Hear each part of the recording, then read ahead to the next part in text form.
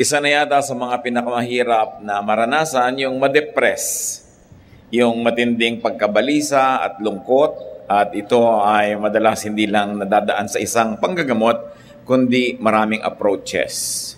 Dapat may counseling, mayroong clinical help, at mayroong mga psychiatric, psychological, emotional, and social factors. At napakarami mga tao nung panahon ng Panginoon may ganitong uri ng karamdaman. Sapagkat ang social inequity, colonialism, yung pahirap ng mga royals sa napakarami mga tao created a lot of emotional imbalances. At yan ang ating ngayong sisikaping unawain at madagdagan ng pagkaunawa natin. Ang pag-aaral natin ngayon, pinamagatan, Chemistry of a Depression, one particular depression. Dear God, thank you that you're God over depression. And we pray that even now you will heal through your words, that your words will comfort us and direct us and give us enlightenment. Teach us, Father. We seek you, Lord, that you will be our teacher, our speaker. Kayo ang maging tunay na mangangaral at gamitin nyo ang lingkod nyo na tungtungan ng inyong paa, instrumento ng inyong pagpapagaling sa aming lahat. At nawa, Panginoon, magandang kalooban mo maghanap sa amin. Heal us, empower us, teach us in the name of your Son, Jesus, who is Lord over depression, we pray. Atin ngayong susuriin yung depression ni King Saul, si Haring Saul. I will be reading sa Tagalog at sa Ingles. Una sa ang bagong magandang balita, Biblia, 1 Samuel 16:14 to 23, yung buod ng kwento. Samantala, ang espiritu ni Yahweh umalis na kay Saul at sa pahintulot ni Yahweh, isang masamang espiritu naman ang nagpahirap kay Saul. Sinabi sa kanya ng kanyang mga lingkod, pinahihirapan kayo ng isang masamang espiritu galing sa Diyos. Kung gusto po ninyo, ihahanap namin kayo na isang taong mahusay tumugtog ng alpa. Kapag pinahihirapan kayo ng masamang espiritu, patugtugin nyo siya upang maaliw kayo. Sinabi ni Saul, sige, ihanap ninyo ako. Isa sa mga lingkod na naroon na nagsabi, si Jesse na isang taga Bethlehem ay may isang anak na magaling tumugtog. Siya po ay matapang na mandirigma, mahusay magsalita, at magandang lalaki. Nasa kanya si Yahweh. Kaya't nagpadala nga ng sugo si Saul kay Jesse at ipinasabi, papuntahin mo sa akin ang anak mong si David, ang pastol ng iyong mga tupa. Ganon nga ang ginawa ni Jesse. Pinagdala pa niya si David ng isang sisidlang puno ng alak, isang batang kambing at isang asnong may kargang tinapay upang ibigay kay Saul. Naglingkod si David kay Saul at nagustuhan naman niya ito, kaya't ito'y ginawa niyang tagapagdala ng kanyang sandata. Ipinasabi ni Saul kay Jesse, bayaan mong maglingkod sa akin si David sapagkat napamahal na siya sa akin. At tuwing dumarating kay Saul ang masamang espiritu mula sa Diyos, kinukuha ni David ang alpa at tinutugtugan niya ang hari. Si Saul naman ay naaaliw, umaalis sa kanya ang masamang espiritu at siya'y gumagaling. At nawa, ang hiwaga ng kwentong ito ay maging kagalingan ng espiritu nating lahat sa nating mga mahal sa buhay. Let's take a look at the chemistry of Saul's depression. This time I'll be reading from the contemporary English version, the same story. 1 Samuel 16:14 to 15. The Spirit of the Lord had left Saul, and an evil spirit from the Lord was terrifying him. It's an evil spirit from God that's frightening you, Saul's officials told him. So this depression had a frightening factor. Natatakot siya. Alam niyo yung mga nade-depress, minsan may kinakatakutan na hindi maintindihan kung nasa paligid. Ba't ka natatakot? Hangin lang yan, kwarto lang yan. Ba't ka natatakot? Kasi mayroong spiritual factor kumisan. So, ang nakita natin dito, isa sa mga dahilan o timpla ng depression niya is there was very little or no spirit of God in him. Umalis na ang pabor ng Diyos sa kanya. And there was much of an evil spirit from God. Diyos ang pumapayag na itong masamang espiritu ito guluhin itong si Saul. Siyempre, wala namang nangyayari sa mundo na hindi pinapayagan ng Diyos dahil Diyos ay Diyos. Pero hindi ibig sabihin na yun ang perfect will niya para sa tao, pero pinapayagan niya dahil kadalasan yun ang hinihingi nung lifestyle nung tao. Halimbawa, na-aksidente ka dahil nagpapabaya ka o nagpabaya yung iba, napapayagan kasi yun ang ginagawa ng mga tao. Pero hindi naman sana yun ang perfect will ng Diyos para sa atin. We see here the leaving, the departure, and withdrawal of the evil spirit. and the arrival, the presence, and the terrorizing of an evil spirit from God. Here's an interesting, even a mysterious interplay of good and evil spirits. Now, take note that the absence of God's Spirit was replaced by the presence of an evil spirit from God. What do we learn from here? The departure of God's grace creates a vacuum that attracts the opposite force or power. Kung puspos ka na Espiritu ng Diyos at umalis yun sa'yo, mabavacuum ka.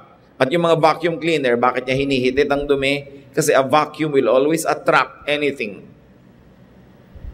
At pagka nawala ang Espiritu ng Diyos sa tao, nagiging vacuum siya, hinihitit ng puso niya yung mga masasamang espiritong nasa paligid. Hindi pwedeng walang laman, laging meron. So pinipili lang natin, sino ba ang laman mo? Ano ba ang laman ng iyong puso? Now let's take a look at the cure to Saul's depression. Dahil nandiyan din sa kwento. Sabi ng mga tao, it's an evil spirit from God that's frightening you. At alam natin gumaling siya. So correct diagnosis cures the depression. Tama ang hatol, tama ang pag-aaral ng mga tao sa paligid kung anong pinagmumulan ng kanyang sobrang takot, pagkaligalig, pagkabalisa. Sabi niya, may masamang espiritong gumugulo sa iyo. 1 Samuel 16:16, Your Majesty, let us go and look for someone who is good at playing the harp. He can play for you whenever the evil spirit from God bothers you and you'll feel better. Pansinin ninyo na hindi naman exorcism or casting out ang ipinayo. Ang ipinayo nila ay isang bagay na nagpagaling dahil nabasa na natin yung buong kwento. So what cured Saul's depression was correct prescription. Doktor ka man, kung hindi ka marunong magpayo ng igagamot, baka lumala lalo ang pasyente. So tama ang ipinayo. So now we need good, informed counsel and counselors. Sabi, kailangan angkudin mo isang taong magaling tumugtog ng musika. 1 Samuel 16:17, All right, Saul answered, Find me someone who is good at playing the harp and bring him here. The cure was Saul's submission to correct counsel. Kung may matinong nagpayo, maganda ang payo, ang pagsunod doon ang magiging daan para gumaling ang isang karamdaman. And there was cooperation from his part. Hindi sabi, ano palagay nyo sa akin? Nasisiraan? Ano palagay nyo sa akin? Blah, blah, blah. Sabi niya, o sige, humanap kayo, kung yan ang tingin ninyong mabuti, at dalhin sa akin. 1 Samuel 16:18, A man named Jesse who lives in Bethlehem has a son who can play the harp. One official said, He's a brave warrior, he's good-looking, he can speak well, and the Lord is with him. So what brought healing? A fitting therapist. Tugma, akma, bagay na therapist o dadaanan ng kagalingan patungo sa pasyente.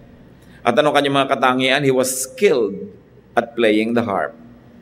Siguro kung pangit siyang tumugtog, sinto-sintonado, baka lalong mabalisa ang pasyente. He was brave. Hindi lang matapang pumunta sa gyera, kundi matapang humarap sa isang taong depressed, matapang naharapin ang dilim at lalim ng gabi, kahit kumisan may mga pangambaka at takot, buo ang loob.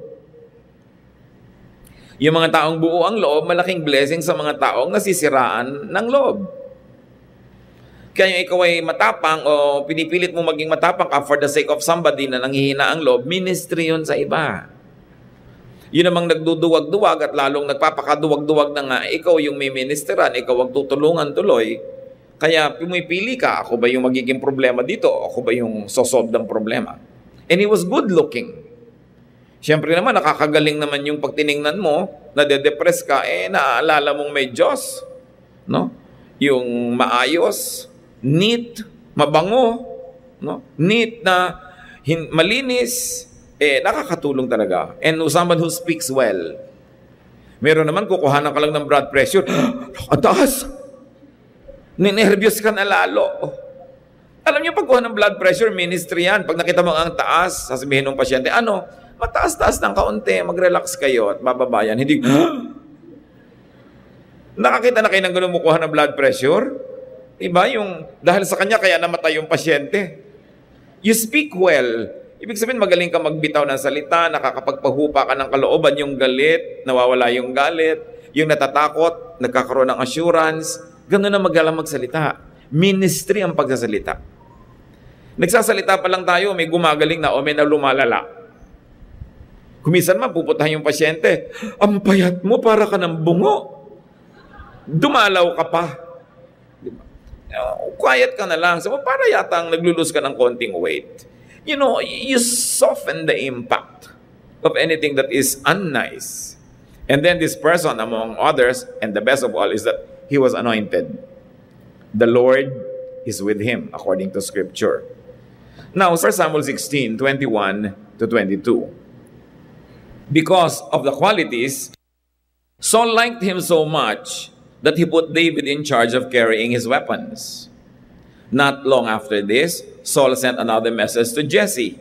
I really like David. Please let him stay with me. So napaka-pleasant ng kanyang pagkatao, masarap siyang kasama, nahulog ang loob sa kanya ng hari. He was likable. It's important to be likable. Kaya maraming Pilipino, well-liked, sought after nurses, therapists, caregivers. No? Kasi mga malalambing, kumisa kahit bola, no?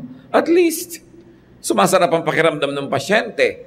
Yung may ngiti at caring, very important yan sa pagpapagaling.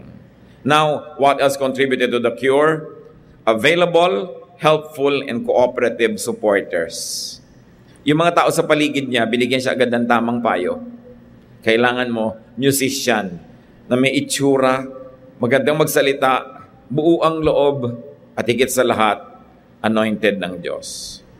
Now, 1 Samuel 16:23, whenever the evil spirit from God bothered Saul, David would play his harp. So what contributed to the cure here?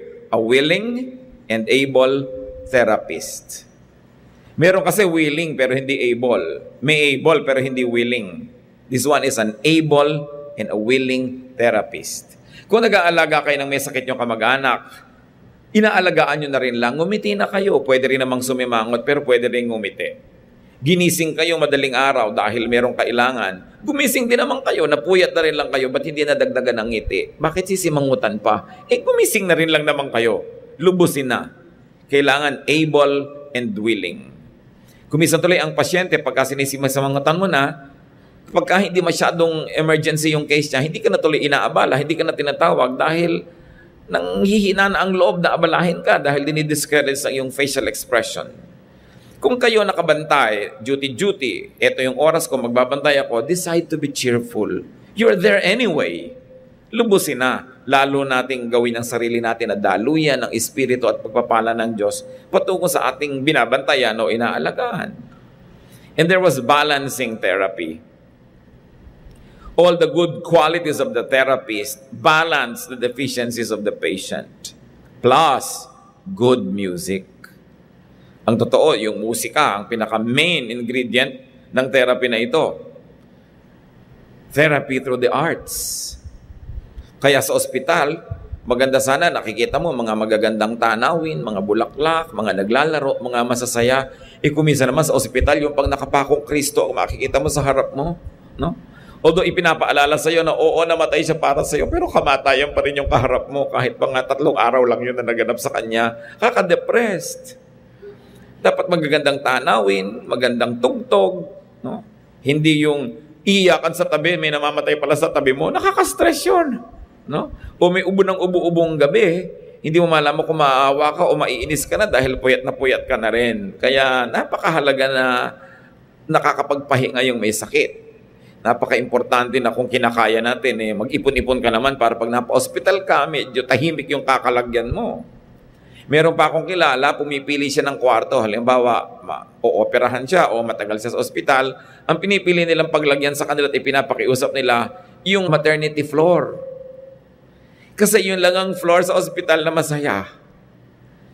Lahat ng dumadalo, may dalang lobo, mga bulaklak, kasi may nanganak, masaya. Kesa yung mga ibang floor na talaga namang puro iyakan ang nadidinig mo, nakakadagdag sa yung depression. And very importantly for Saul, there was companionship of someone likable. Alam niyo yung companionship, napakalaking ministry para magawa mo sa isang hari, sa isang gobernador, sa isang presidente, sa isang matatawag nating VIP o makapangyarihang tao. Why? Because the court, the royal court, the seat of power is a snake pit. Ang daming nakapaligid sa makapangyarihang tao na mga traidor.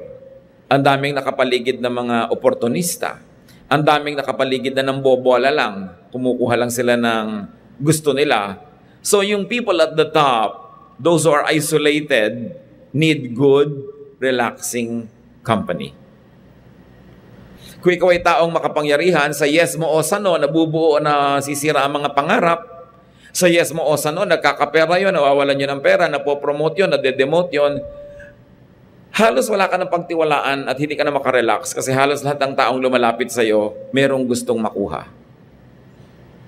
At isa marahil yun sa nagdagdag sa depression ni Saul. Hindi naman siya sanay maging hari, hindi naman siya coming from the nobility. Karaniwang tao lang, napiling maging hari. Tapos biglang nawala yung mga malalapit niyang mga kaibigan, nalagay siya sa royal court, naligid siya ng mga general, naligid siya ng mga ministro, na may kani-kanyang mga agenda sa buhay, na-isolate ang mga taong makapangyarihan.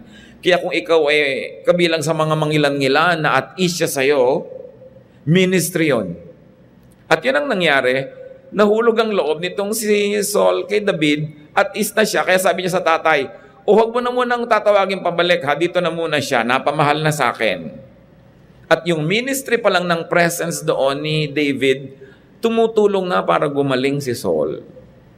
Kasi nakakapagtiwala siya to the point na yung si David na pinagdadala niya ng kanyang mga sandata. Yung may weapon mo na hawak ng iba tapos katabi ka na pwedeng gamitin laban sa'yo, pagtitiwala yun.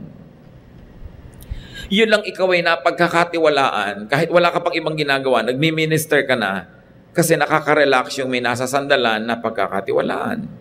He was not a threatening companion. Hindi katulad ng iba, nandun lang, tapos pag may nadinig, ipapamalita sa iba. O kaya, nandun lang para may hingin, o nandun lang para magsumbong, o manira sa iba. Kaya yung mga taong matataas ang mga katungkulan sa buhay, mga paranoid. Pag may nadidinig, halos ayaw maniwala. Ano kaya ang gusto niya? Bakit siya lumalapit sa akin?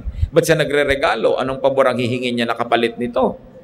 Ba't niya hinihingi ang cellphone ko? Baka ipamigay niya sa lahat, as lahat tatawag na sa akin. This kind of things. Iba siyempre yung psychology of those people who are at the top. And unless you get to the top, you will never understand it. Ngayon, si David, naunawa niya yun, nakapag-minister siya. Saul would relax and feel better when David plays the harp, and very likely would also sing together with the playing. Then, the evil spirit would go away. Ito, isa sa mga pinakamahalagang punto ngayon, mga kapatid. Hindi siya gumaling kasi umalis yung masamang spirito. Nakarelax siya, yung masama niyang pakiramdam ay bumuti, at dahil doon, umaalis yung evil spirit. Hindi umalis muna bago bumuti ang kanyang pakiramdam. Hindi siya aalisan nun. So what cured was Saul's relaxation and good feelings. If you want a worry, an anxiety, a depression to leave you, strive to feel good. Relax. Kasi ang masasamang espiritu, hindi pwedeng tumira sa puso na relaxed. Ayaw nila doon. Parang yung ipis, ayaw niya sa malinis na sahig. Pag may ipis sa bahay mo, maruming sahig, period. No? Dahil kung malinis yan, hindi yan titirhan ng ipis. Ngayon, ang masamang espiritu, ayaw niyang tumira sa malinis, payapa, tahimik, relaxed. Ang gusto niya yung naguguluhan ka, mainit ang ulo mo, nalilito ka, nagmamadali ka, gusto-gusto kang tirhan. Yung lagi ka na lamang nagalit, lagi ka nagsiselos, lagi ka na lamang na nakaangel, gustong-gusto kang tirhan. So, ang naging ministry was to make Saul feel relaxed. And once he was relaxed, the evil spirit left. Huwag yung umalis ka dyan, masamang espiritu, umalis ka dyan. Hindi, mag-relax ka, alis yun. The evil spirit from the Lord departs when and after Saul relaxes and feels better, not before. Isang malaking ministry na pag-relaxin mo ang kapwa, At isang malaking panggugulo sa tao, yung galitin mo siya, guluhin mo siya, sinisira mo yung kanyang kapayapaan, at pag sira yun, naiimbita ng kanyang kasiraan yung masamang espiritu. Kaya nag-iingat ka. Kailangan mo ba sabihin ng isang bagay, makakagalit lang naman, wala rin naman mangyayari? Huwag na, hayaan mo na lang siyang tahimik. Kailangan po ba siyang takutin ngayon? Ang saya-saya ng party, ang saya-saya niya, bihibihira magsaya. Nabalitaan mong merong nasunog na bahay ang kamag-anak niyo dun sa Matnog. Sa kalagitaan ng party, sasabihin mo pa, nasunog ang bahay niya sa Isabel. Sunog na. Sunog na, tapok na. Ba't mo pa sinabi sa akin, hindi na lang mo pinatapos tong party na to? Ngayon lang ako sumaya, pinutol mo pa agad. Ngayon, kung ako yung bumbero, ako papatayin ng apoy, sige sabihin mo kahit gitna ng party. Pero wala na akong magagawa. Why spoil my fun? Marami kasi mga tao hindi marunong magdala ng access. May access ka to someone's ears. Anong ginagawa mo? Do you agitate the person? Kaya sabi sa Desiderata, avoid loud and aggressive persons. They are vexations to the spirit. Iwasan ninyo yung mga taong lagi kayong ginagalit, tinatakot, binibigyan ng mga masamang balita. Lalo't wala naman kayong magagawa para solvein yung masamang balita na yon. Better not to know, or better not to know at this time. Why can it not wait? So what are the possible causes of Saul's depression? And this time, i-apply natin sa buhay natin o sa mga mahal natin sa buhay na pwedeng nade-depress. Paul had humble beginnings that we had already mentioned. Wala namang hari dati sa Israel. Yung mga Israelites lang were asking for a king. Sabi ng Diyos, siya, kung talaga gusto nyo, bibigyan ko kayo, pero hindi sana yan ang perfect will ko para sa inyo. At nung may nagpunta kay Saul, dahil nominee na siya na maging hari, sabi niya sa 1 Samuel 9:21, "Why are you telling me this?" Saul asked, "I'm from Benjamin, the smallest tribe in Israel. My clan is the least important in the tribe." Galing na siya sa pinakamaliit na tribe at yung pamilya niya, galing pa sa mga pinakawalang sinabi doon sa tribe na yon. Sa inyo, ba't mo sinasabi sa akin ang mga bagay na yan? Hindi ako pwede maging hari. Simpleng tao lang ako. Yun ang pinanggalingan niya, tapos bigla siya naging hari. Anong possible na maging resulta nun? Disorientation. A sudden change of position or orientation. Kaya yung mga dating hindi sikat, naging star, hindi makaya, nagda-drugs. Hindi nila makaya, nadi-disorient. Yung mga dating wala, biglang yumaman, nabubuang. Hindi nila kaya. Yung biglang naiiba ang sitwasyon mo sa buhay, kahit pa sabihin mong yumaman ka, naging makapangyarihan ka, sumigat ka, hindi laging mabuti ang bunga. Kaya nga kung minsan, yun ang hinihiling mo, hindi binibigay sila ng Diyos, bakit ka magpapasalamat pa rin? Kasi alam niya, hindi mo kaya. Masisira ka lang pag nakuha mo. Parang 10 watts ka na bumbilya, 1 million volts, ang papadaanin mo sa'yo, di mo pupundi ka lang, wag na. At yan, isa sa mga nangyari sa kanya yan. It's possible that it was a sense of disorientation. Ano pa ang mga nagdagdag sa buong buhay niya, kaya he lived a life of depression? 1 Samuel 18:6-8. David had killed Goliath. The battle was over and the Israelite army set out for home. Si Saul ang hari, si Goliath, challenge silang lahat, walang lumaban. Si David lang na binatilyo ang lumaban at napatay niya si Goliath. As the army went along, women came out of each Israelite town to welcome King Saul. They were singing happy songs and dancing to the music of tambourine and harps. They sang, "Saul has killed 1,000 enemies. David has killed 10,000 enemies." This song made Saul very angry, and he thought, they are saying that David has killed 10 times more enemies than I ever did. Next, they will want to make him king. So another possibility why he became depressed, jealousy and envy. Nagselos na siya kay David, nainggit pa siya sa mga accomplishment. Ito naman kasing mga babaeng ito, ang dami-daming makakanta. Di ba? Sila pinagmulan ng gulo na to eh. Saul the king has killed his 1,000, David has killed his tens of thousands. Hindi ka nga ba may insecure nun?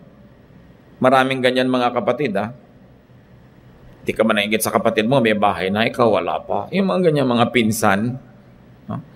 Sa office, na-promote na naman si napag-iwanan ka na. Una ka pa dito dyan. Yung mga ganun, mga agents from hell.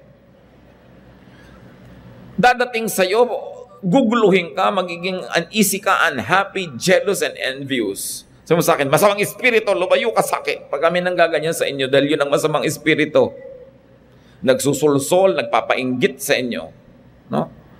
So, jealousy and envy can destroy a personality. 1 Samuel 18, 1-4, from the New International Version, this particular verses, si Jonathan, anak ni Haring Saul, crown prince, dapat siya ang magmamana ng trono, naging matalik na kaibigan pa ni David, na pinagseselosan ng anong ama niyang hari. 1 Samuel 18, 1-4, Jonathan became one in spirit with David, and he loved him as himself. And Jonathan made a covenant with David because he loved him as himself. Jonathan took off his robe he was wearing and gave it to David, along with his tunic and even his sword, his bow, and his belt. Heto si Haring Saul, may anak siya si Jonathan, dapat yun ang magmamana ng kaharian. Heto si David, naiinggit na nga si Haring Saul, ibinigay pa nitong anak na Jonathan yung lahat ng symbols of royal office. Ibig sabihin, willing na willing si Jonathan na si David ang maging next king, hindi siya. Ibinigay niya yung mga espada niya, mga balabal niya na sagisag ng kanyang pagiging crown prince. Anong mararamdaman mo ngayon na itong sarili mong anak hindi mo kakampi at kakampi pa nitong taong sa palagay mo ay aagaw ng trono mo? So what contributed to the depression? Isolation and separation from people who mattered, especially family. Marami pong mga tao ngayon na de-depress kasi kahit may pamilya, ang feeling nila isolated sila and separated kasi hindi sila paborito, hindi sila mahal, hindi sila binabate, hindi sila nireregaluhan. Nadadagdagan yun over time hanggang mapuno yung puso ng laso ng feeling of isolation and separation. Kaya tayo may pananagutan din not to make people, especially those we have an obligation to be close to and to love, kasi pamilya natin, we should not make them feel isolated. They could be depressed. Ito naman pamilya ni David. Siyempre, isa pang anak na babae, napangasawa pa ni David. Itinago pa ngayon itong babaeng ito sa tatay niya, yung kanyang asawa, nung hinahabol at gustong saktan, parang wala nang kakampitong si Saul. So biglang tingin, para siyang kontrabida, pero ang totoo, biktima siya dito. 1 Samuel 20, 30-31, Saul was furious with Jonathan and yelled, "You're no son of mine, you traitor. I know you've chosen to be loyal to that son of Jesse. You should be ashamed of yourself, and your own mother should be ashamed that you were ever born. You'll never be safe, and your kingdom will be in danger as long as that son of Jesse is alive. Turn him over to me now. He deserves to die." Alam niyo yung ginawa ni Jonathan? Ibinisto yung tatay niya. Gusto kang patayin ng tatay ko. So magtago ka na. What would the father feel? Abandonment anxiety. Everybody was leaving him. Kumisan meron tayong ganung feeling eh. Yun lang asawa mo, mag-a-abroad, meron ka abandonment anxiety. Lalo, hindi ka sure kung ikaw pa talaga yung mahal.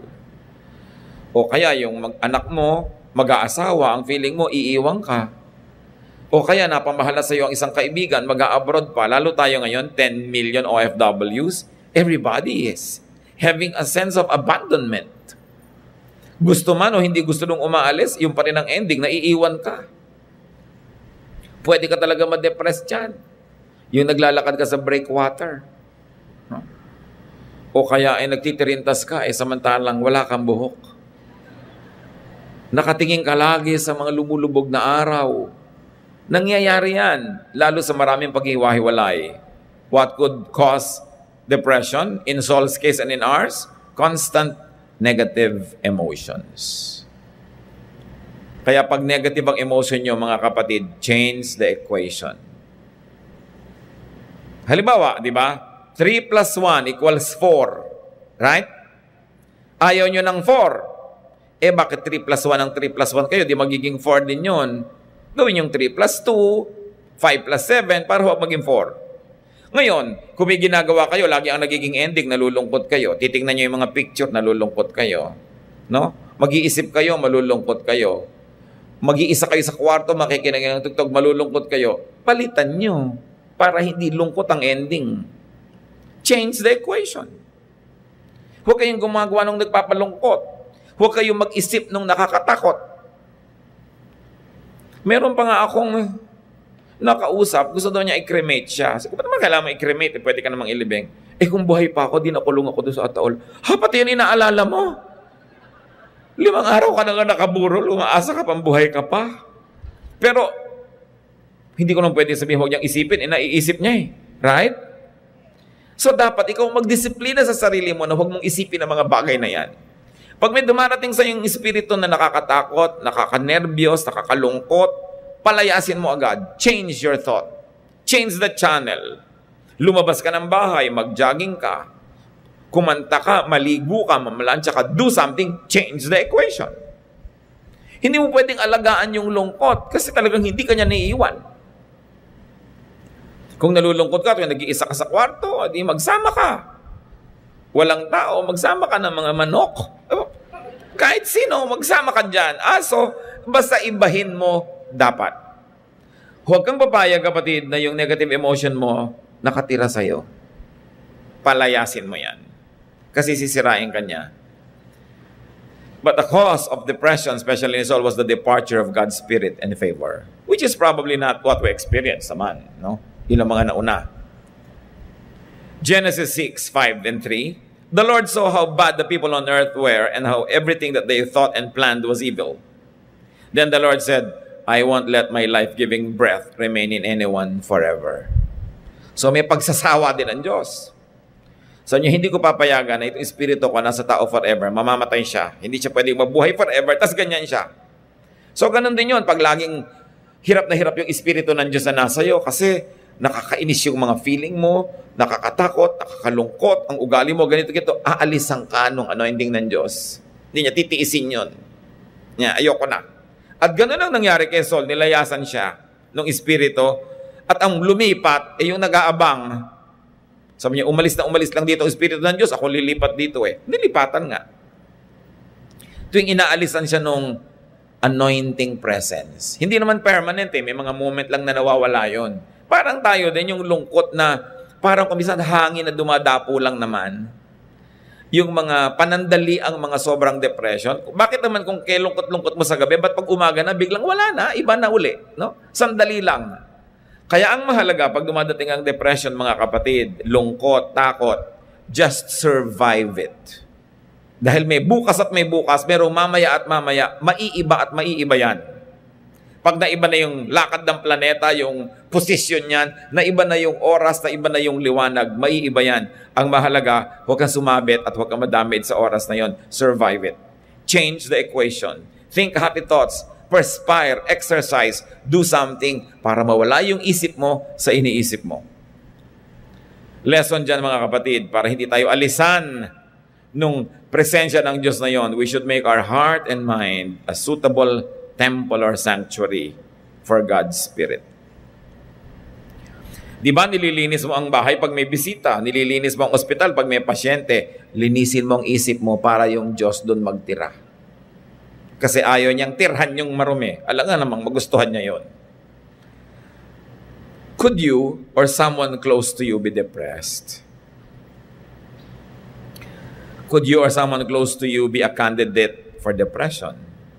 Ang dapat gawin, check your chemistry.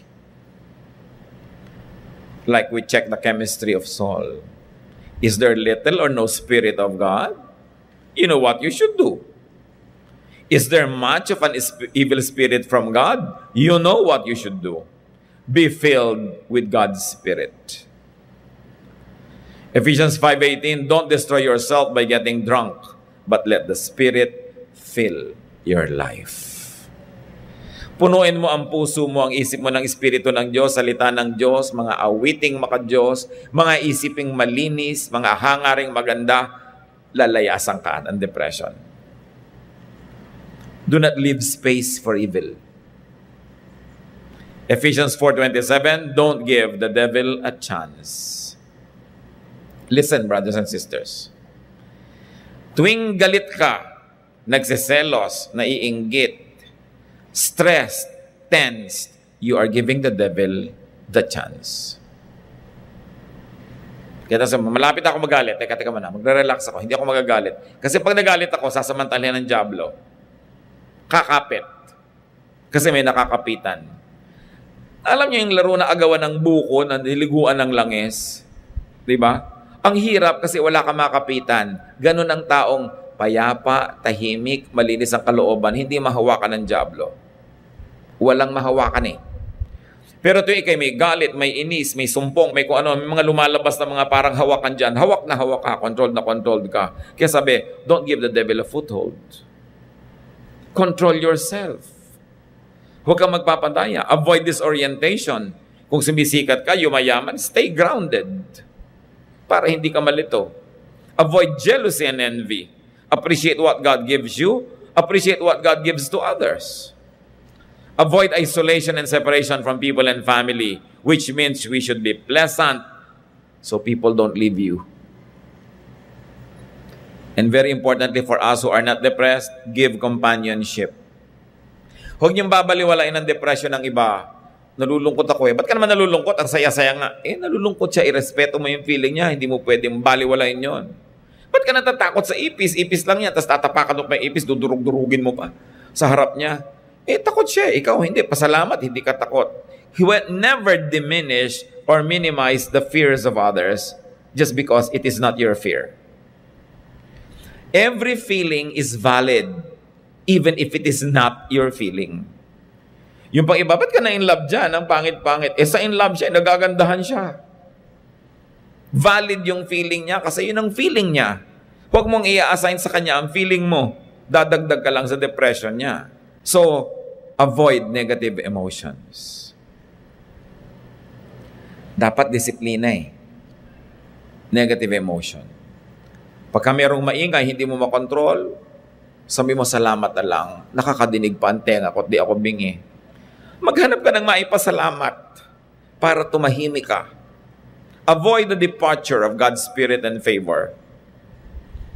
And whenever you can, kung hindi hinihingi sa inyo ng tungkulin, avoid the royal court.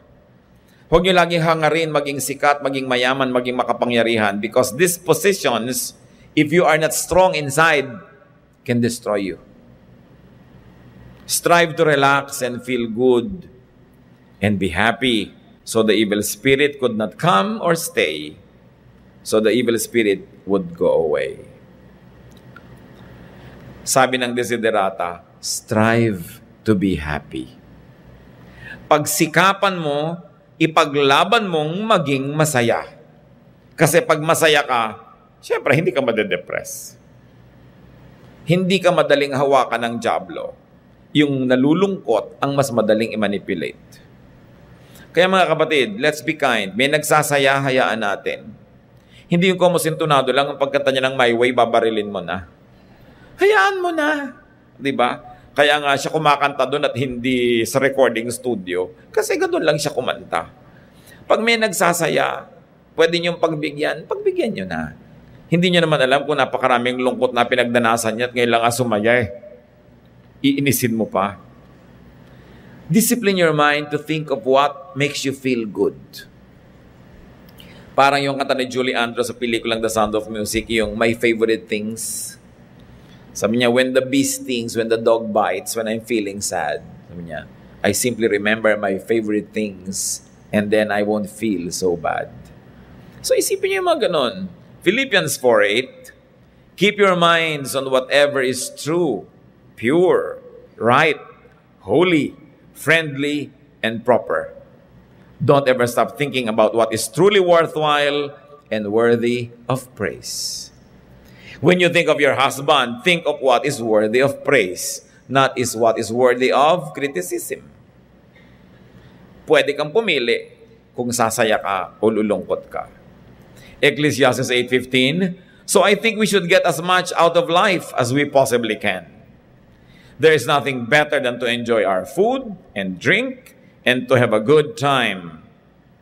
Then we can make it through this troublesome life that God has given us here on earth. Sabi ni Solomon, kung may kinakain ka, enjoyin mo. May iniinom ka, inumin mo ng may pasalamat. Have a good time whenever you can. That is the only way to survive this life, which can really, admittedly, be difficult. So, minimize the difficulty by maximizing what is good and happy. Proverbs 15:13, happiness makes you smile. Sorrow can crush you. Pwede kang durugin, wasakin, sirain ng lungkot. So huwag ka makikipagkaibigan sa lungkot. James 4:7, surrender to God, resist the devil, and he will run from you. Sabi, iwasan mo lang, tanggihan mo, aalis yan, hindi ka pwedeng pilitin ng demonyo. So bakit nandito 3 araw na? Kasi pinapayagan mo. Pero pag tumanggi ka, hindi siya pwedeng pumili, aalis at aalis siya. Resist the devil, and he will run from you. Resist the evil spirit. Resist the temptation. Resist the sadness. Do not be a victim of your own imaginations. Meanwhile, those who are not depressed, be kind. Minister to those in the court, in the seat of power. Mahirap yung may mataas na posisyon. And when depressed, seek godly and correct diagnosis and prescription. Submit to good counsel. Find a fitting therapist.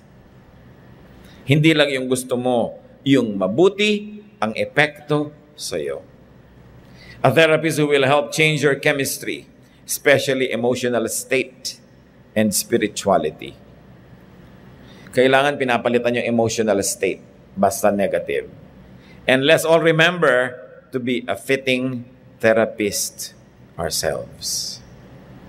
Strive to qualify to be a therapist. Ano yung qualities na nakita natin kay David? Strong, di ba? Brave, good-looking, pleasant, speaks well, plays an instrument well.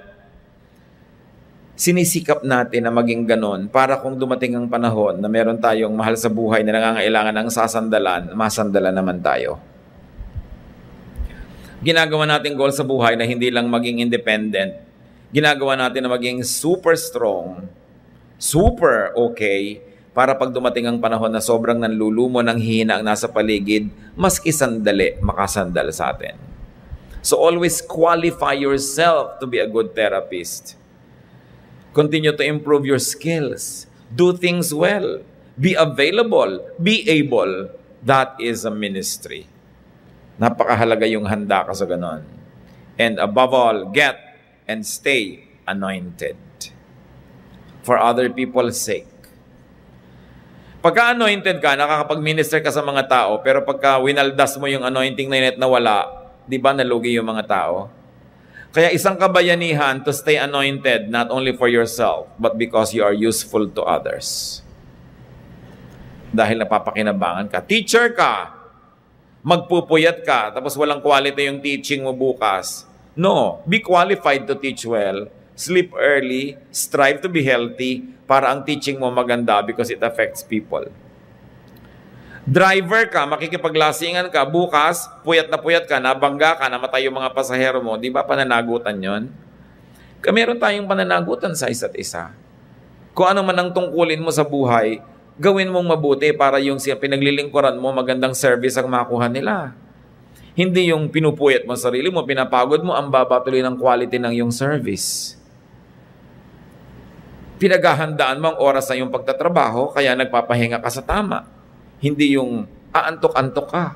Pag nagkamali ka, maraming nadadamay. Be available, be helpful, and be cooperative to the needy. Now, as we have already appreciated, good, relaxing, and enjoyable company balances and heals. Be a good, enjoyable, and healing companion. Lalo yung mga may asawa, ganito ba kayo sa inyong kabiyak? Are you a good, enjoyable, and healing companion? Mga mister, baka naman nagsashopping yung misis nyo, wala kayong ginawa kundi madaliin. So hindi kayo enjoyable kasama nun. Mabuti sana kung minamadali nyo, eto na lang 100,000, mamili ka ng lahat ng gusto mo dyan, umuwi na tayo. Ang liit-liit ng pera, naghahanap ng mura, minamadali mo. Di ba? Kung malaki ka, magbigay, magmadali ka. No? Pero kung konti lang, hayaan mo siya maghanap para makarami siya mabili. Mga misis naman, gustong manood ng asawa ninyo ng sports, kahit hindi kayo nag-enjoy, samahan nyo. Di ba? Hindi yung bahala ka dyan, ayoko niya pinapanood mo, hindi ko maintindihan yan. So, kailangan enjoy kayong kasama. At para maging mangyari yon, nag-aaral kayo, nag-i-improve kayo ng mga skills nyo, you get interested in the interest of your loved ones. Kasi ministry natin yon, hindi tayo nabubuhay para lang sa sarili. Kailangan meron kang ginagawa para lalo kang maging kaibig-ibig, kaakit-akit, kanais-nais na kasama. Ministry yon. And then allow and help people to relax, to feel good, and to be happy. Don't be a spoiler. Yung kasiyahan niya ngayon, tawa siya ng tawa. Yung lakas at kapahingahan na nakuha niyo doon, malay niyo, yung kailangan niya para harapin yung marami palang trahedyang darating bukas. So hayaan niyo na lang siya maging masaya. Ipagdiwang tuwing merong kakayahang magsaya ang tao, sapagkat ang mundo'y bayan ang hinagpis. Maraming sukat ikalungkot. So kung hindi ka malungkot, i-celebrate mo. Hindi ka na nga malungkot, i-invento ka pa ng lungkot. Ano pang gagawin mo kung talaga malungkot ka na? Kailangan dinidisiplina ang sarili. John 10:10, the Lord said, I came that you might have life and have it abundantly. To have it to the full. Sabi niya, come to me all of you who are tired and heavy laden, I'll give you rest. My yoke is easy, my burden is light. Yun ang kalooban ng Panginoon para sa atin. And knowing that, alam natin kung ano ang foreign matter in our lives. Sadness, fear, depression, worry, jealousy, anger, envy, lahat yan, foreign matter, dapat tanggalin. Resist the devil, and he will run away from you. Ama namin Diyos, salamat sapagkat kayo'y nagmamahal sa amin. Salamat dahil napakarami kasaysayan sa Biblia na pwede namin kapulutan ng aral. Kung sino man sa aming kalagitnaan ngayon ng may depression, inip, lungkot, pag-aalala, pagkabalisa, in the name of Jesus, we reject all this and teach all of us, O Lord, to do what is practical, so that by our lifestyle and attitude, we will drive away evil spirits from our lives.